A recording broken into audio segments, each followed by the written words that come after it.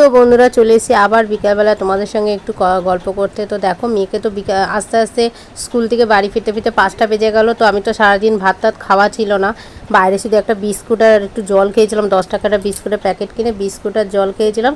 তো বাড়িতে এসে ভাত খেলাম, খেয়ে তারপরে কিন্তু সব কাজ ছিল, বাসন টাসন সব পড়েছিল কলে, সব ধুয়ে মেজে পরিষ্কার করে তারপর চা বসালাম, একটুখানি আদা দিয়ে চা করলাম। তোমাদের দাদাভাই চা খেয়ে চলে গেল ফুলের দোকানে, আমিও একটু চা খেয়েছিলাম। খেয়ে এবার বড় মেয়ে গেছে বন্ধুর বাড়িতে একটুখানি, আর এই ফাঁকে ছোটো মেয়ে বলছে মা চলো বাবার কাছে চলো ঘুরে আসে। ঠিক আছে দাঁড়া, ওর চুলটাও বেঁধে দিলাম, দিয়ে আমার চুলটা আমি একটু বেঁধাবো। আর বিছানা দেখো ভর্তি জামা কাপড়, সেগুলো আমি এসে গোছাবো।